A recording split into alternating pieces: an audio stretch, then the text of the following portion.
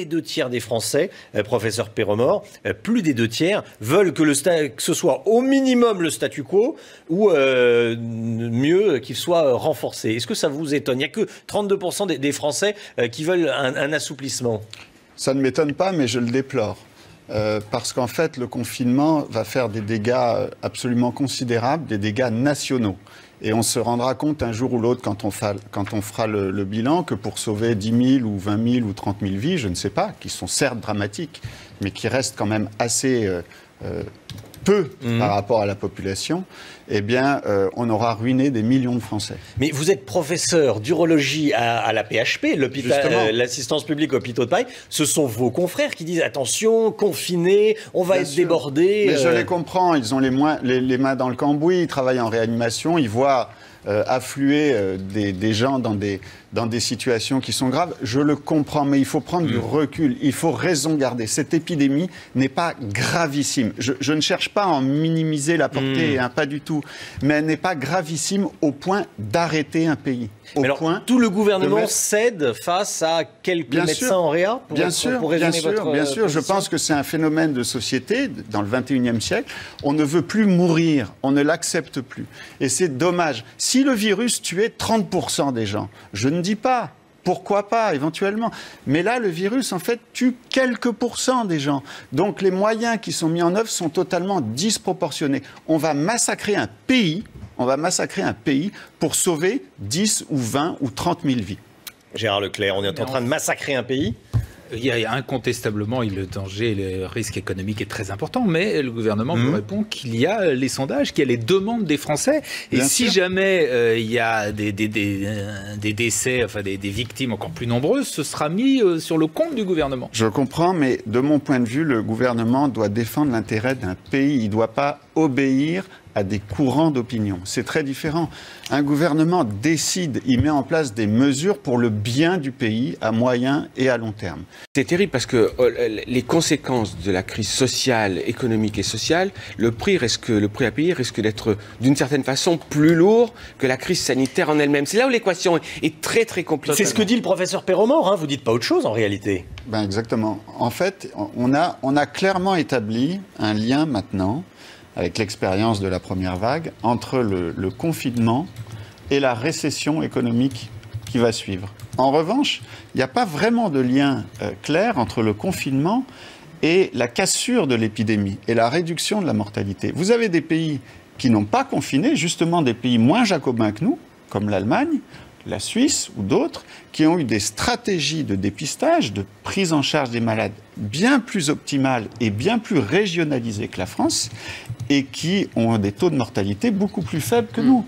Donc le confinement n'est pas forcément associé à une réduction de la mortalité. Le confinement, c'est juste une mesure très brutale d'exception pour éviter la saturation des hôpitaux. Mais quand on regarde dans le détail, les hôpitaux et les centres privés ne sont pas encore à saturation, contrairement à ce qui se dit partout. Ça dépend des régions, visiblement. Exactement. Donc la région qui est sur toutes les lèvres, c'est est-ce que le remède ne sera pas pire que le mal? Professeur Perromort, vos propos sur CNews ont créé beaucoup de remous depuis 24 heures, en particulier quand vous dites qu'on est en train de tuer un pays pour 30 000 morts. Est-ce que c'est une maladresse ? Ou est-ce que vous assumez ces propos ? Sur la forme, c'est un peu maladroit parce que ça a sans doute blessé les gens qui ont connu un drame personnel à cause du virus. Mais sur le fond, je crois que c'est vrai. Je crains vraiment que le remède qu'on a choisi pour lutter contre ce virus fasse finalement plus de dégâts que le virus lui-même. Mais 30 000 morts, c'est beaucoup ?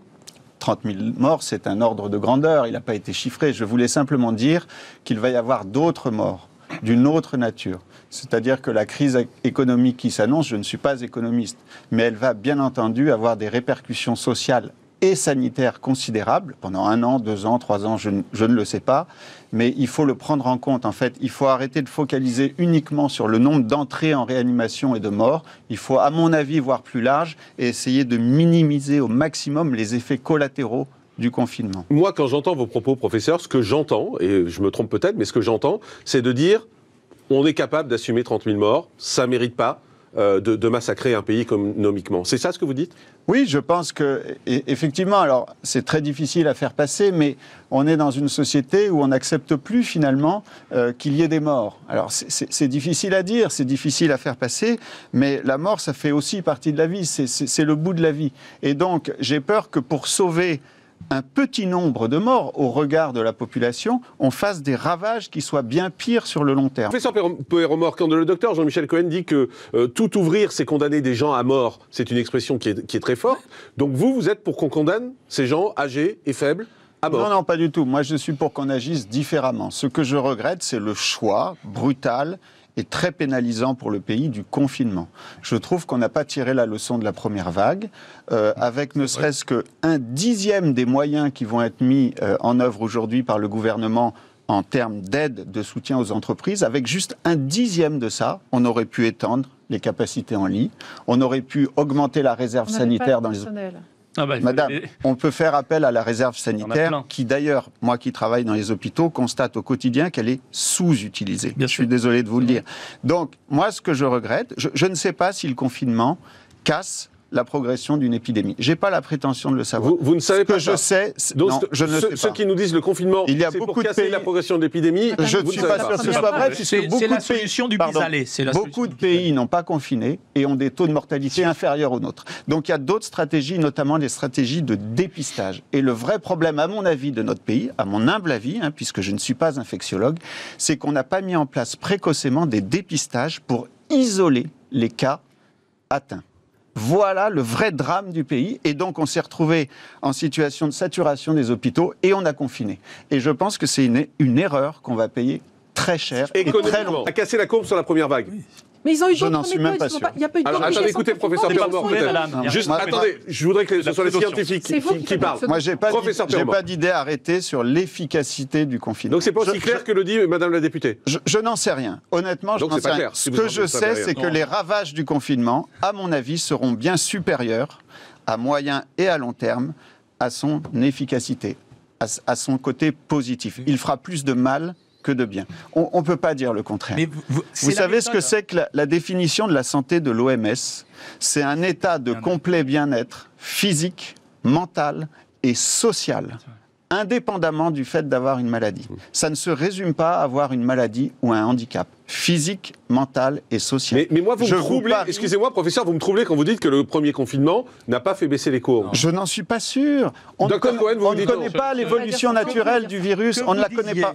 Que vous disiez, Monsieur Perromort, que vous disiez que le confinement est probablement la méthode la plus brutale et extrêmement violente pour freiner une diffusion d'épidémie, je vous l'accorde. Que vous disiez que le confinement n'a pas stoppé la progression du virus. J'ai pas dit ça, j'ai dit que je n'en savais rien. Non, il dit qu'il n'en sait rien, mais je n'en sais rien. Non, mais personne ne connaît. Si vous mettez les gens chez eux, qu'il n'y a pas de circulation, qu'il n'y a pas de contact, il est quand même assez difficile, à moins d'un virus qui se promène avec des petites ailes, d'attraper ce virus. On ne connaît pas l'évolution naturelle de ce virus. Et à quoi ça... Quand bien même vous auriez raison. On fait un confinement, on déconfine. Ça n'est que reculer pour mieux se faire. C'est ce qui s'est passé a priori. Oui. Non, voilà. A priori, c'est ce qui s'est passé. À quoi ça sert ? À quoi ça sert ? À limiter la courbe de progression. Sinon, on aurait eu...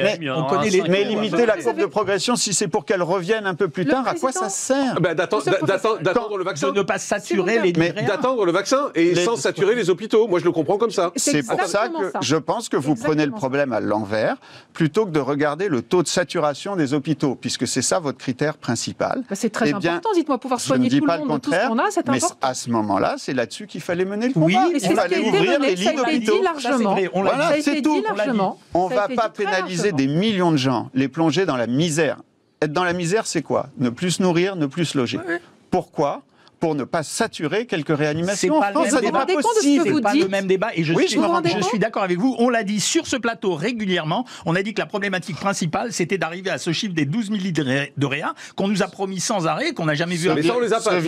Adjointe là-dessus. Vous réagissez au professeur Perromort. Parce que là, comme il y a une chose qui me choque profondément. Je suis désolée. Moi, j'ai besoin de m'assurer qu'aujourd'hui, si les services de réanimation sont considérablement occupés, ce qui est le cas aujourd'hui, par des patients atteints du Covid, je veux aussi m'assurer que celui qui va faire un infarctus, celui qui va avoir un accident de la route, même s'il y en a moins en ce moment, la femme qui aura un cancer du sein, pourra être hospitalisée et suivie. C'est exactement l'inverse.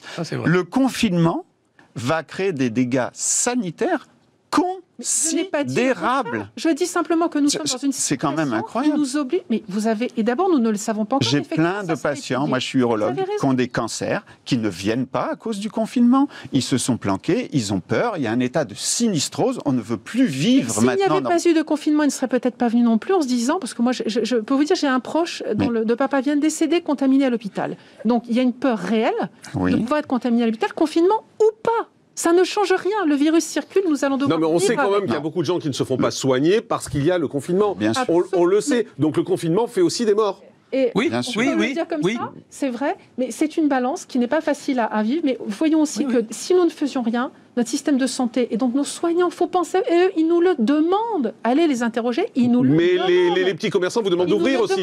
C'est pas parce que les soignants vous demandent qu'à eux vous dites oui, aux petits commerçants vous dites non. Non, ça c'est encore un autre sujet. Non, mais vous dites qu'ils nous le demandent. Là, on était sur le sujet de la santé, la prise en charge de la santé. D'accord, mais les vous dites qu'ils nous le demandent. Ensuite, il y a l'économie, je crois qu'on y viendra après et je pourrais répondre à ce moment-là. Professeur Perromort, est-ce que le confinement tue ? Ah oui, mais de manière moins visible, c'est-à-dire que ça va être des morts retardées. Mais il sauve des vies aussi. En fait, c'est la balance. Je ne sais pas. Je ne suis pas sûr que le confinement sauve des vies. En revanche, je suis à peu près certain qu'il va tuer des gens. Moi, je suis très gêné par ce discours, pas parce qu'il est faux, non, je suis gêné d'entendre ça, parce que si c'est vrai, ça veut quand même dire qu'on nous raconte des conneries depuis des mois. Excusez-moi. C'est en ça que ça me gêne. Il serait mort. S'il n'y avait pas eu de confinement, le système de santé ne pouvait pas l'accueillir. Je suis absolument certain. Professeur Perromort, vous n'êtes pas sûr que ce soit vrai ? Non, je ne suis pas sûr que ce soit vrai.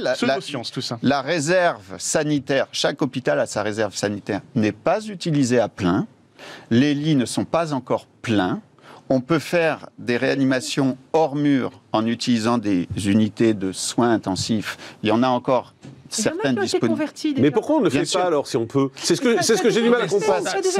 Je pense que c'est une peur en fait. Mais non, mais c'est Professeur Perromort, on ne gouverne pas un pays par la trouille. Philippot, un instant. Professeur Perromort, quand Emmanuel Macron dit on aurait eu 400 000 morts si on n'avait rien fait, puisque c'est ce qu'il a dit dans son allocution, il a raison ?